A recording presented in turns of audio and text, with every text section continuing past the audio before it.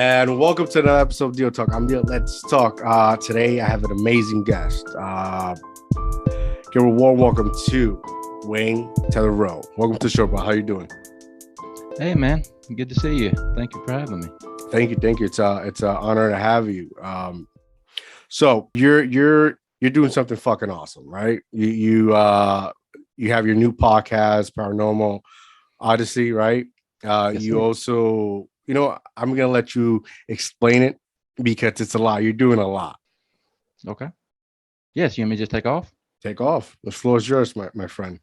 All right, man. I'll just start with how I got my start and everything. I have had a lifelong interest in cryptozoology, all the cryptids, paranormal stuff like that. When I was a kid, back in school, any chance I got going to the library, those were the books that I was checking out, and found Nice. myself drawn to Bigfoot for for some reason. I was a kid in Southeast Tennessee, and everyone always thinks that Bigfoot's out in the Pacific Northwest, Oregon, Washington, California. So that's what I grew up thinking and everything. And time goes on, you grow up, you get more interest, you get married, become a father, all that good stuff, and Yeah. your interests kind of take a back seat. Yes. Very true. So Very true. yeah, back around 2019, I was working, and I had about an hour commute back and forth to work, an hour there, an hour back, and my car went down. I had to put it in the shop. So I needed to borrow a vehicle. My dad let me borrow a spare truck of his. So, thank God for dads, right? But I get the truck, and about day two after having it, the damn radio goes out. I'm like, what Wow. am I going to do for 2 hours a day sitting in this truck with nothing to listen to? That's when I discovered podcasts. I had heard of them before, but I never listened to them. I always listened to the radio. So, not having a radio, podcast became my go-to option. So I started listening, bouncing around trying to find stuff, being always being interested in paranormal. I found a paranormal podcast that I really, really liked. I started binging it. I found myself wishing everyone would shut up with the ghosts and all the UFOs and stuff and just get back to the Bigfoot stuff because Yeah. that's where That's my something that's always seems to be very popular. yeah, it's a very, very popular subject right now. So I just kept wishing everyone would just stop talking about everything else and get back to the Bigfoot. So I started doing some exploring, and I found a podcast dedicated only to Sasquatch. Oh Nice. my God, this is great. This is awesome. So I started binging it. There was like 600 episodes. Most everybody would know which one I'm talking about. Sasquatch Chronicles, the biggest Sasquatch show out there. I mean, my God, Wes has been doing this for like 14 years, I think. But started listening to it, got caught up in all those episodes, and I was listening to people tell their stories, and I started to hear stuff isn't going on just specifically out in the Pacific Northwest. People all around me are having these sightings, these encounters. And I started listening to not only people that had the encounters, but people that were going out and doing research. I thought, man, that would be cool. And then I live in a great part of the country. I'm surrounded by mountains down here, and I started hearing encounters from my neck of the woods. And I started looking and finding researchers from my neck of the woods and in research organizations. Got on Facebook, joined some groups, and one thing I noticed right off was a lot of negativity, a lot of name calling, a lot of bashing, and things like that. I've never ever been drawn to that kind of thing. So instead of joining an existing group, I sat down. I talked to my then fiance, my wife now. She gave me her blessing. That's important. Anything you do in That's life, it's support. Yeah. important. Yeah, it's important 100%. to have your significant other's blessing. And she told me, she said, you're obviously passionate about this. You're knowledgeable about it. It seems like we live in a great part of the country. It's it's not going to be that expensive to get started. Little did we know. Yeah. So, you should just go for it. Just start doing it, reach out, meet some people and see what you can find out. So I did. And Manimal Research, which is the name of my Sasquatch research organization, was born. Again, that's Manimal Research Investigations. So I Nice. started that group. The first thing I did was I put an ad on Craigslist in all of my local areas, reaching out for people that have had encounters, any stories to tell, and anyone that would like to meet up and go out in the field and start doing these investigations. And I was blown away by the response. People were reaching out to me, telling me what they had witnessed and what their grandma or grandpa had told them they witnessed years ago, and met some really, really good people. Started my group, and now I think we probably got around 15 or 20 members in a couple different states. We go out, we do camping trips, do daytime investigations with thermal imaging cameras, just regular Awesome. video cameras, voice recorders, drones, and things like that to gather as much evidence as we can. And we had a little bit of luck with it so far. Nice, nice. I think that's awesome. The camaraderie, the united, something's united, for to have a good time, but also, invest your time in and educate one another, because it's you're searching for Sasquatch, but yet you find yourself learning about like tracking, or like nowadays nobody knows how to use a compass, things like that. I think that's awesome, man. I think That's very well. that's fucking awesome. Yeah, that's very well said. That's a great point. I was never a tracker or anything like that, but you learn how to pay attention to things that you normally wouldn't. So now I can pick up on things that aren't really supposed to be there Yeah. when I'm out in the woods. When before I wouldn't even think about.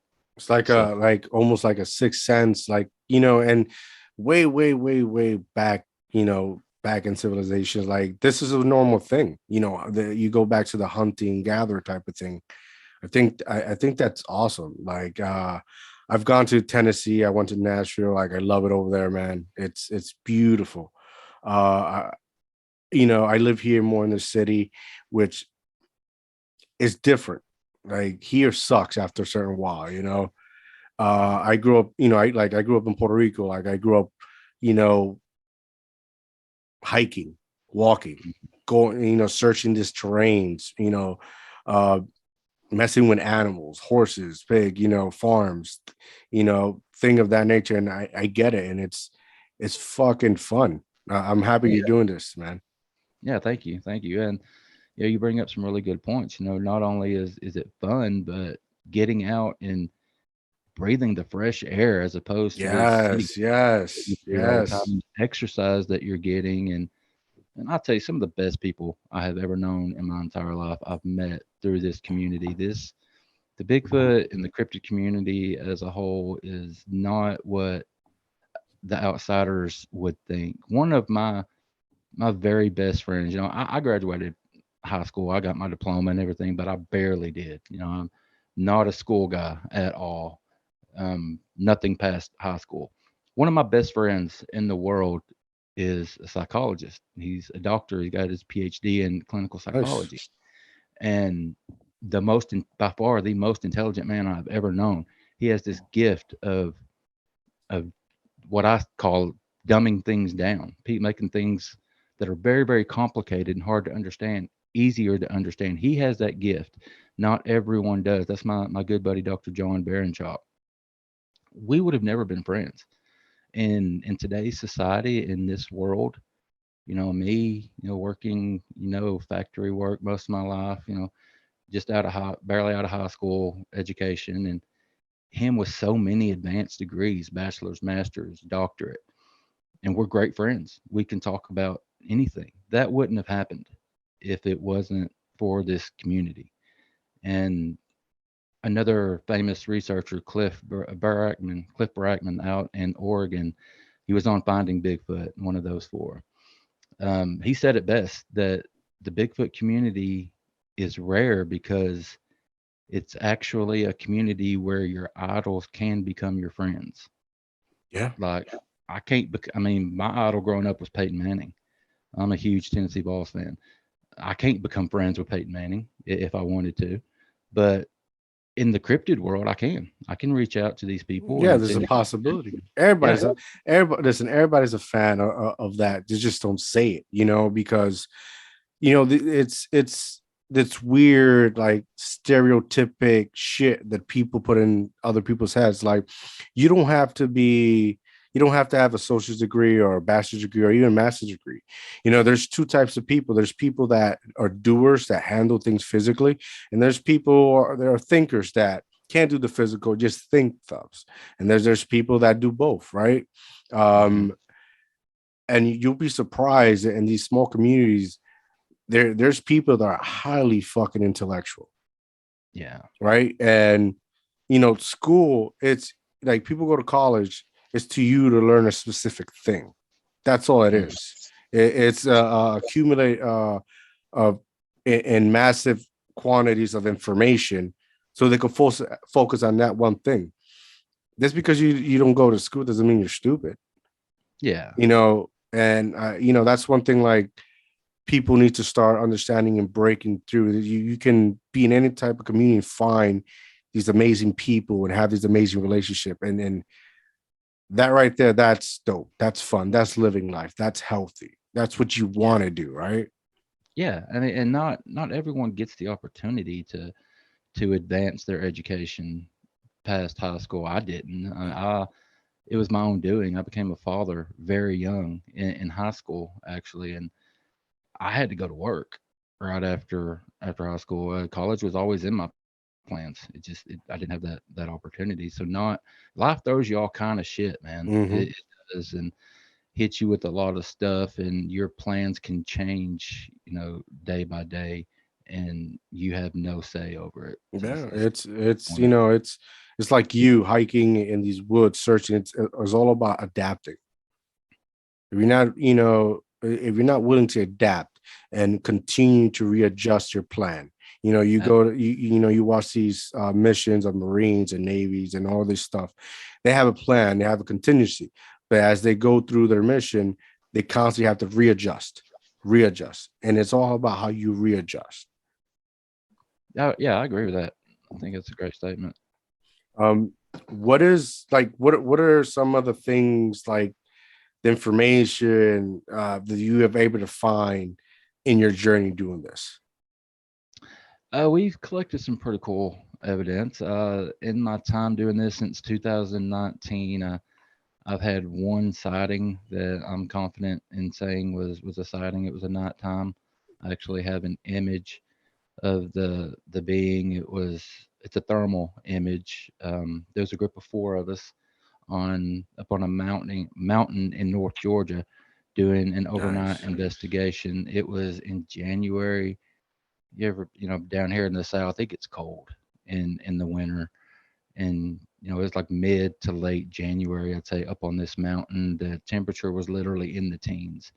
It was just bone chilling. Um, so I don't know if that played a part Mhm. in the issue that I had with my equipment. But before we go on any expeditions, we charge all of our equipment the night before, make sure we're 100% on everything. So my thermal was 100%, that night. So we no, long story short, we're getting this activity around camp, and we finally see something. We narrow it down to a certain spot, and I go to get the thermal, pull it out, and there's something standing there, and it's swaying left to right like this, and it looks big. It was like 60 feet away from us, 50 or 60 Wow. feet away, and um, so I got the thermal out, hooked it up, turned it on, and the damn thing died after just a few minutes. I had a full battery on this thing. I don't know if the cold zapped it and drained it. I don't know if that has something to do with it, but it is believed that Sasquatch has some kind of ability to mess with electronics. I know how that sounds. It sounds crazy. I thought the same thing when I started. A bunch of woo crap that Hmm. no one that makes us look silly, basically. But the more things you see that you can't explain, the more accepting you become. Something was draining the battery on my thermal. I'm sitting there watching this thing. It was so low that I couldn't record. I could only take still shots. And I still have those still shots. So I run to the truck, plug it up for just a few minutes, enough to get a charge, run back.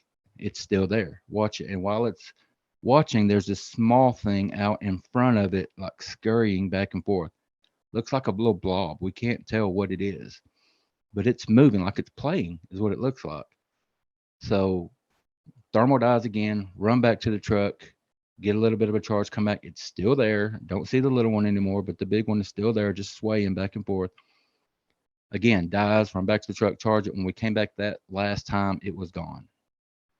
So don't have any idea. It's clearly an upright image. You can see legs, you can see the arms. We watched it. I wish that we could record so that you could see the swaying motion, but all we got are the stills.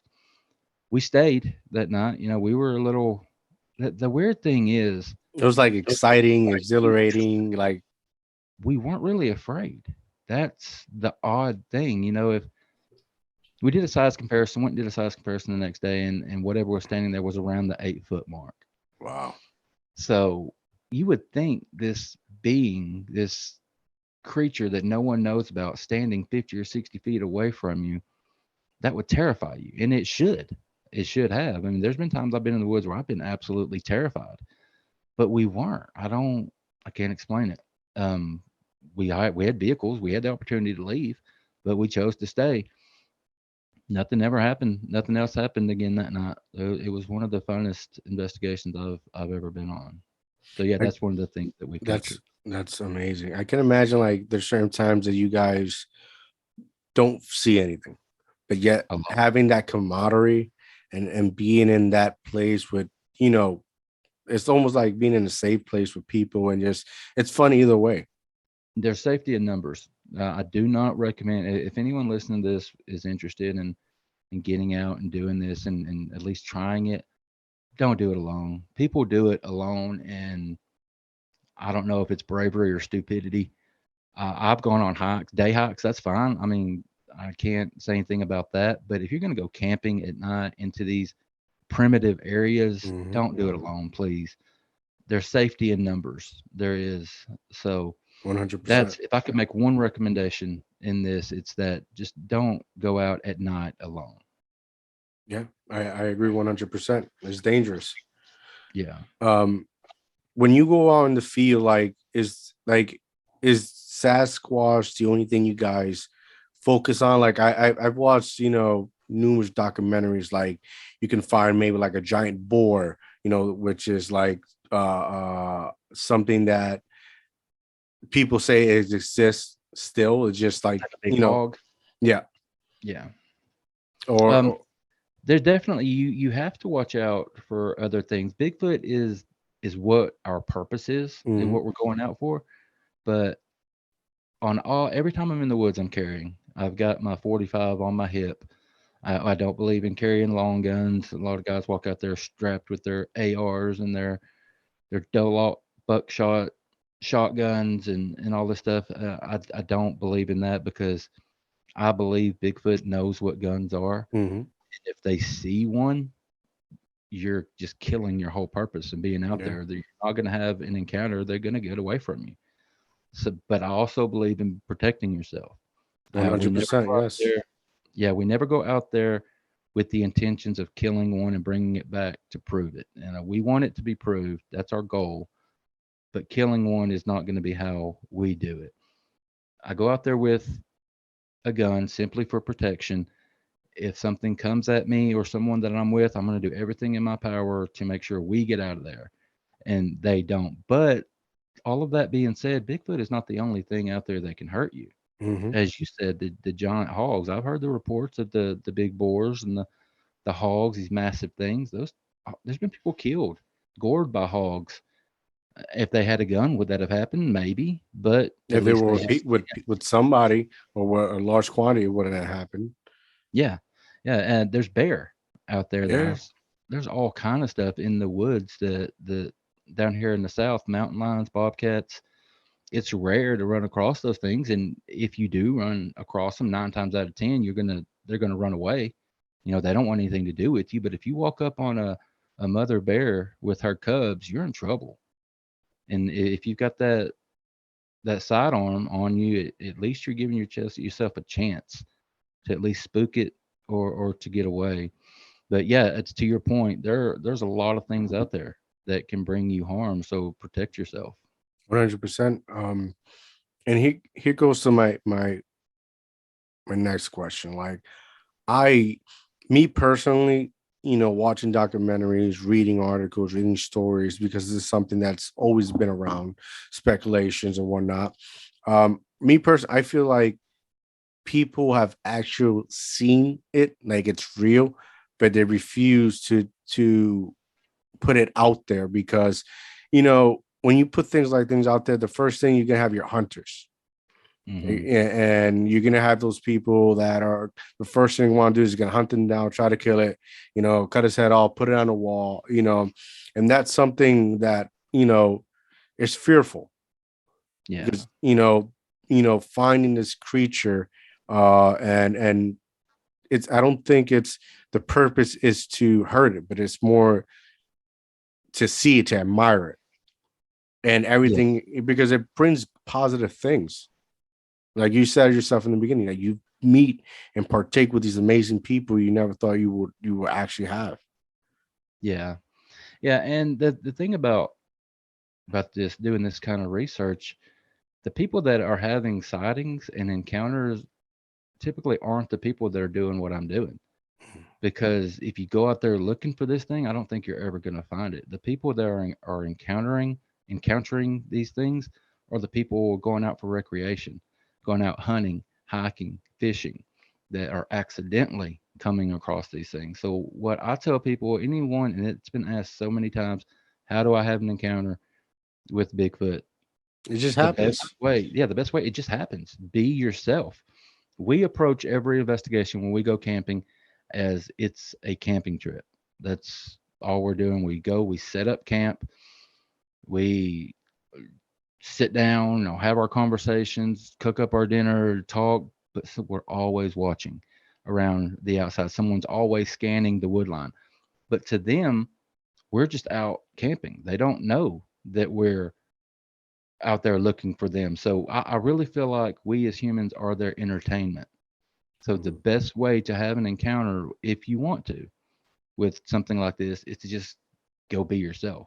Yeah, Because if they're out there, they're gonna find you. yeah. It's gonna show.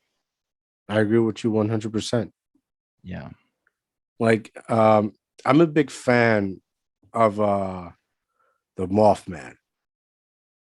Like I'm like I've what's your thoughts on that? I don't know a whole lot about the Mothman. I know that there's some creepy stuff going on up there. Point Pleasant, Mm, Virginia, is West Virginia. I'm sorry, is where the tragedy happened years ago. A lot of us have seen the movie, the Mothman Prophecies. I mhm. believe that's what it's called, with Richard Gere. Great movie. It really is a Yeah. good movie, and I think they did a really really good job talking about the subject and got a lot of people interested in it.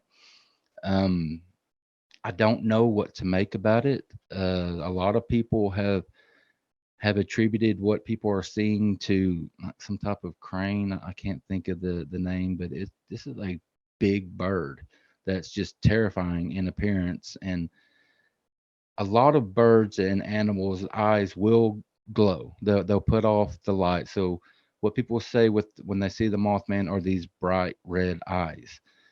But there, if I'm not mistaken, there are birds that can put off those eyes, and then you've got this certain kind of crane with a 6.5 foot wingspan.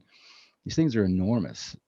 Yeah. Could be, and at midnight, 1 o'clock in the morning, this thing flying over your car. Because I know when you and I talked briefly, you talked about a lot of people at Lovers Lane Mhm. are the ones seeing these Yeah. things. I said it was a horrible joke. I was like, I think he's a perv because he only visits people at Lover Lane. Like he only Yeah, visits and the he's trying giant to get perv. off But like yeah, what like calls my attention the most of this, like when I read these stories and articles and when I do my research, it's like they all say the same things, like time stops. yeah, And then like it coincides like when the other research, like when Bigfoot, like batteries goes off. Like that's something common within the community of researchers that do this. So Yeah. like I'm like, if it's in fact real, like you know, the potential of having some type of abilities, you know, controlling some time, right? Or something in Yeah. that nature is like, it's incredible. Yeah. When I first came into this subject, back in 2019, you could not convince me that Bigfoot was anything other than a North American primate that we haven't discovered yet. Mm-hmm. That you could not tell me that it was anything other. All these people, in the community, it's called woo. You have the biological side and you have the woo side. Mm-hmm. The woo side believe in all these abilities, believe that Bigfoot is an alien, that they have the ability to teleport and go through different dimensions. And I know all that sounds crazy. So, so many people rolling their eyes when they hear that. But it is believed. And why is it believed? Because people are seeing it. Mm-hmm. A researcher that I know and have a lot of respect for talked about coming across this trackway one time, these giant footprints in a line walking out into this field covered in snow, and they just stopped in the middle of this field. Where the hell did it go? Where could it have gone? You've got these 18, 19-inch footprint tracks walking, and then they just stop. I mean, how do you explain that? That's the kind of thing when you see something like that, it's unsettling, and it just throws everything that you've learned, everything that you've thought, it just throws it out the window. Like I said, I was strictly biological. This was an animal. You couldn't tell me anything else. But See, then I you start, have, I have this, I have this weird theory, right? Not too long ago, I watched this movie with this kid who had a dragon, and the concept of this dragon is like, it was like it had the ability like a chameleon. Or a chameleon will go and touch something, become its color, hmm right? In the movie, the dragon would do the same thing and like turn invisible. I think these creatures, uh, and and the little I have read, and this is me speculating. I think they might have that ability because normal animals that we see have that. yeah, but it's really interesting that you brought that up because there have been believed Sasquatch hair samples that have been found, and these samples are so much different than ours that if you hold, and I've done this myself, I've seen them in person. If you hold them up and look, they tend to blend in with whatever is behind them. Kind of like what you said with like chameleon, how it can change its color to blend in to camouflage itself. Mm-hmm. That's what these hairs tend to do. So if you got this giant being covered in this translucent hair, it could be 20 feet away from you in the woods. If it's still, you wouldn't know that it was there. And I believe that happens Yeah, more than we really know. it's like when a lion is hunting, right? And the grass becomes like yellow, and it's long, right? So they were hmm just crouched down and they're blending with the color of I know it's not grass, it's another one I can't remember. Yeah, You the get what I'm tall. saying? Yeah. Yeah, I know. And It it blends in. blends and you can't see it's there. Next thing you know, You're gone. exactly, right? So this is those are normal things with animals that we know of, right? So I wouldn't doubt that that it could be standing right next to you, and you hmm would can never tell because they developed the skill of controlling breathing or not, and you know it's there. You just can't visually see it, right? Absolutely. Yeah, I agree with that 100%. I think that's dope. I think all that is dope. I think but people, sometimes people are just assholes. That's You said it, man. you know. I know you mentioned like you do you have any conspiracies you can share with us? Man, there's so many, and I try so hard not to be this conspiracy theorist guy. My wife loves that crap, and But I do feel like there's something going on with it. I mean, how long did the government cover up aliens, UFOs, and now they're backstepping?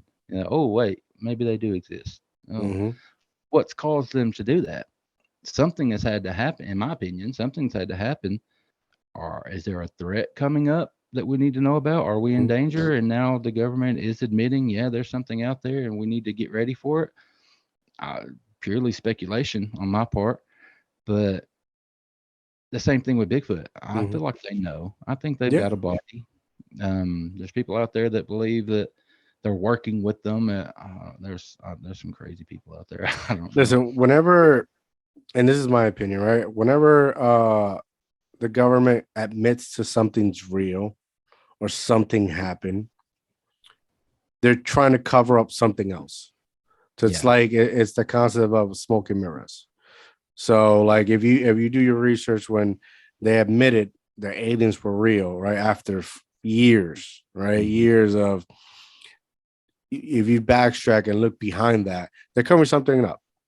yeah, So, one of these days you'll probably say, yeah, it's real. And they'll, because every 8 years, I think the Pentagon or something like release certain documents for the public to see. yeah, You yeah. know, And I don't know how much time we have left. I do want to spend some time talking about my show, Paranormal Odyssey.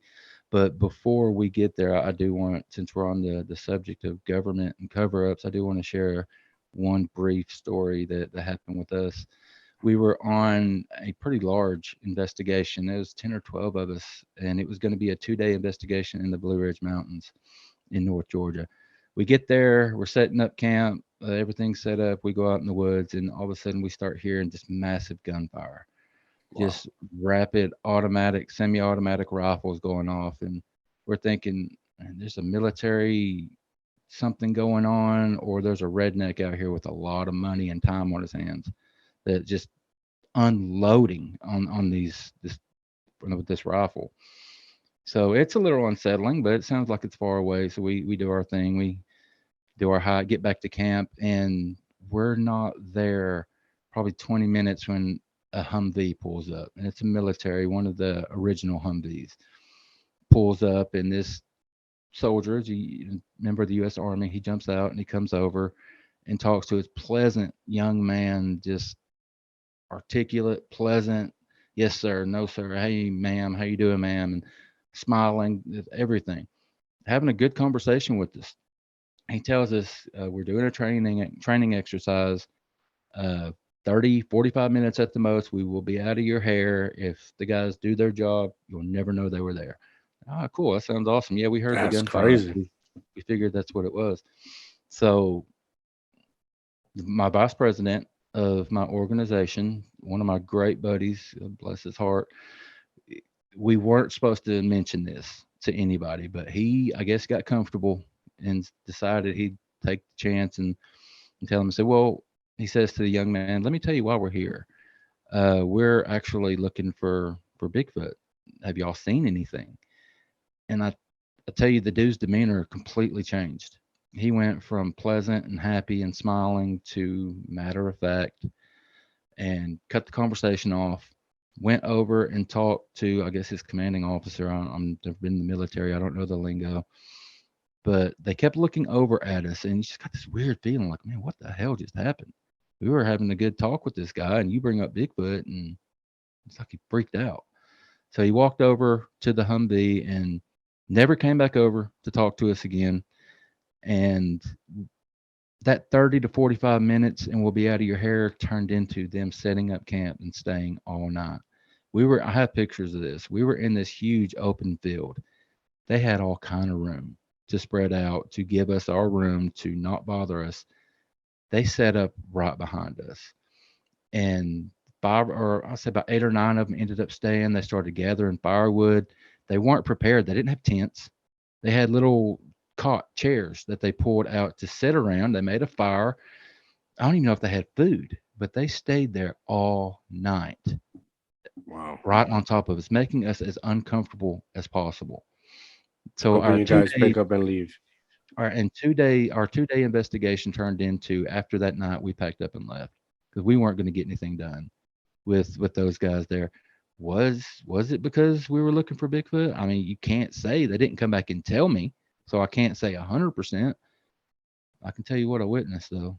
They were perfectly fine until we brought it up, and then all of a sudden they were hanging out and making it extremely hard on us after that. So there's something to it. I strongly believe. Yeah. Usually they'll just brush it out. Like What's that? usually they'll just brush it off. Oh yeah, Oh well, yeah, give you that conversation to just move along. yeah. Wow. And they didn't. They stayed. They were not ready to camp. They were not equipped to camp.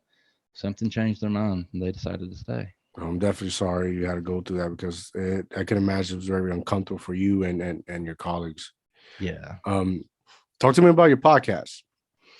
Yeah, I am the new host of Paranormal Odyssey, which can be found everywhere that podcast can be found. We're big on Apple and Spotify.